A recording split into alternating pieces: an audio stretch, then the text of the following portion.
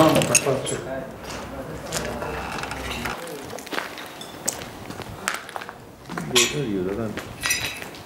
Her taraf darmadağın, 24 Ocak 2020 Elazığ depreminden sonra şu anda bulunmuş olduğumuz 80'ler sokağı inşa edildi. Bunun yapılış amacı deprem sonrası Elazığ halkına moral ve motive olması açısından 80'ler dizi filminin çekiminin yapıldığı temsili bir mekan olarak inşa edildi.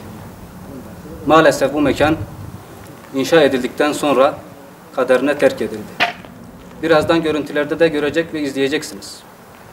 Burada temsili olarak yapılmış olan mekanların bir kısmı yakılmış ve tamamının camları kırılmış, metruk hale getirilmiştir.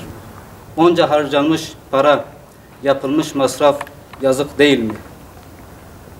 Moral ve motivasyon adı altında yaptınız. Şu an biz bu mekanı gezdik. Moralimiz, motivasyonumuz yok oldu. Yazıktır, günahtır. Buranın yeniden imar ve şekillendirilmesi için 2 önerimiz var. Bunlardan biri Elazığ'ın kültürünü ve değerlerini yansıtacak kürsübaşı etkinliklerinin yapılacağı bir alana dönüştürülmesidir. Bir diğeri ise bulunmuş olan şu an buranın bulunduğu mekan Güneyket Mahallesi'ndedir. Güneyket Mahallesi depremden sonra TOKİ tarafından yapılan konutların bulunduğu alandır. Burada eğitim konusunda ihtiyaç vardır. Ve ikinci önerimiz de şudur.